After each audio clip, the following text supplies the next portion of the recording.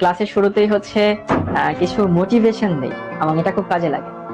পৃথিবীতে যারা সফল হয়, সফল হওয়ার তো অনেক মূল মন্ত্র থাকে, সফল হওয়ার অনেক ওয়ে থাকতে পারে। তো সফলতার একটা বড় উপায় হচ্ছে যারা আশেপাশের বিভিন্ন ঘটনার দায়কে নিজের কাঁধে নিতে পারে, তাদের সফল হওয়ার চান্সেস অনেক বেশি। এখন প্রশ্ন আসতে পারে, ভাইয়া আশেপাশের দায়কে নিজের কাঁধে নেওয়া মানে আসলে কি?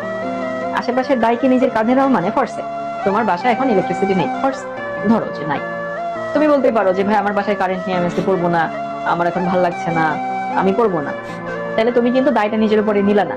তোমার বাসায় কারেন্ট নেই, সেটাকে তুমি মেনে নিয়ে যদি নিজে এখন পড়াশোনা শুরু করো, তো কারেন্ট নাই এইটা একটা এক্সকিউজ, ঠিক আছে, কিন্তু আমি সেটাকে নিজের কাঁধে নিলাম, ওকে কারেন্ট নাই, আমাকে একটু অন্ধকারেই পড়তে হবে, অন্ধকারে ক্লাসটা করতে হবে। একটু মোমবাতি ধরে তুমি ক্লাস করো, বা তোমার বাসায় যদি অন্য কোনো চার্জার লাইট থাকে সেটা দিয়ে তুমি ক্লাস করতে পারো। তো এটা হচ্ছে একটা ফ্যাক্ট যে আশেপাশের দায়কে নিজের উপরে নেওয়া। অথবা ধরো তোমার পাশে তোমার একটা বন্ধু আছে যার ফ্যামিলি থেকে তাকে প্রচুর সাপোর্ট দেয়, তাদের ফ্যামিলি ধরো অনেক সলভেন্ট, তার জন্য অনেক ভালো টিচার রাখতে পারে, তার জন্য অনেক বাসায় টিচার রাখছে, এরকম কিন্তু হতে পারে। কিন্তু তোমার ফ্যামিলিতে ধরো সেই সামর্থ্য নাই, সবার ফ্যামিলিতে থাকে না। তো তুমি করতেই পারো যে আমার আব্বু আম্মা আমাকে অনেক ভালো টিচার দিচ্ছে না, আমি অনেক ভালো খাবার দাবার খেতে পারছি না, আমি ভালো স্কুলে পড়তে পারছি না, তার মানে আমার পড়াশোনা খারাপ হবে। কিন্তু তুমি যদি সেইটাকে দায়টাকে নিজের উপরে নাও যে হ্যাঁ, আমার আম্মু আমার আব্বু যেহেতু আমাকে ভালো টিচার দিতে পারছে না, সেইটাকে আমি নিজের উপরে নিয়ে আমি একটু বেশি পড়াশোনা করবো, ও যদি 3 ঘন্টা পড়ে আমি 5 ঘন্টা পড়বো। অথবা ধরো যে তোমার আব্বু আম্মু তোমার জন্য অনেক দামি জামা কাপড় দিতে পারছে না, অনেক ভালো খাবার দিতে পারছে না, এরকম হতে পারে। তুমি যদি সেটাকে নিজের কাঁধে নিয়ে তুমি যদি ওইটা মিটিগেট করার জন্য বা ওই জিনিসটাকে তুমি নর্মাল করার জন্য বা ওইটাকে মেটানোর জন্য তুমি যদি আরেকটু ভালো পড়াশোনা করো, দেখবে এই জিনিসটা কিন্তু মেনে নিবে। অথবা ধরো তোমরা যারা অনেকে ঢাকায় থাকো, তো অনেক সময় দেখা যায় আমরা কোথাও দেরি হয়ে গেলে আমরা বলি যে হচ্ছে জ্যামে পড়ে গেছিলাম, জ্যামে আটকে গেছিলাম। এই যে তুমি যখন বলবা কোথাও এক্সকিউজ দিয়ে বলবা যে আমি জ্যামে আটকে গেছিলাম, এর মানে হচ্ছে তুমি কিন্তু দায়টা নিজের উপরে নিচ্ছ না। তুমি তো জানো আসলে ঢাকায় জ্যাম থাকে, তাই না? তো তোমার কি করা উচিত ছিল? তোমার একটু আগে রওনা হওয়া উচিত ছিল, বাসা থেকে একটু আগে বের হয়ে তারপরে তুমি সময় মতো এখানে আসতা। তো তুমি যদি একটু আগে রওনা হইতা, তার মানে কি ঢাকায় যে জ্যাম আছে এটা তুমি জানো, এবং সেইটা মেনে নিয়ে তুমি একটু আগে রওনা হচ্ছ, তার মানে আশেপাশের দায়কে নিজের উপরে নিচ্ছ। তো এটা একটু মনে রাখবা যে লাইফে যারা শাইন করে, এখানে ম্যাক্সিমাম মানুষ এবং বিভিন্ন প্রতিবন্ধকতা আমাদের থাকে, বিভিন্ন লিমিটেশন থাকে, এইগুলো কিন্তু আমরা আমাদের হাতে থাকে না আর কি। আমরা পরিশ্রম দিয়ে ওইটাকে আসলে মিটিগেট করতে পারি। আরেকটু কথা তোমাদেরকে বলি যে ধরো পৃথিবীতে মানুষ শাইন করার পেছনে যে কোনো সেক্টরে 4টা প্যারামিটার আছে। এই 4টা প্যারামিটারের মাধ্যমে মানুষ লাইফে সফল হয় যে কোনো সেক্টরে। একটা হচ্ছে তার মেধা, কিছু মানুষ বাইবর্ন অনেক মেধাবী থাকে। তার পরিশ্রম, পরিশ্রম দিয়ে মানুষ লাইফে শাইন করতে পারে।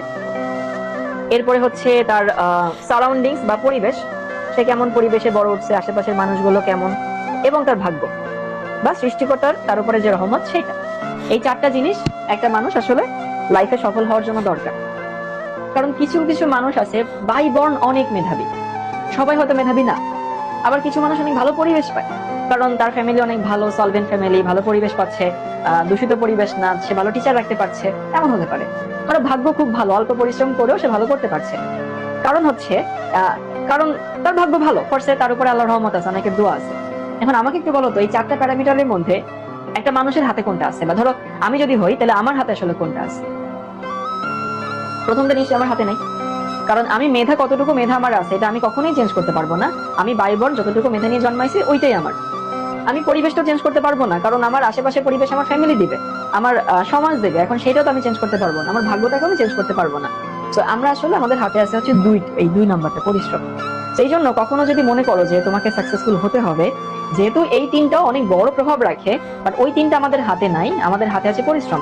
তুমি যে কোনো সেক্টর, তুমি পড়াশোনা করো, তুমি বিজনেস করো, তুমি জব করো, তুমি যাই করো, তুমি যদি পরিশ্রম না করো, সেখানে যদি মেহনত না দাও, সেখানে কি তুমি ভালো করবে না। এই যে কিছুক্ষণ আগে কে জানি বললো কেমিস্ট্রি বোরিং, কেমিস্ট্রি বোরিং কিন্তু পড়তে হয়। এই যে বললাম না, তোমাকে আসলে মেনে নিতে হবে কেমিস্ট্রি বোরিং, বাট পড়তে হবে।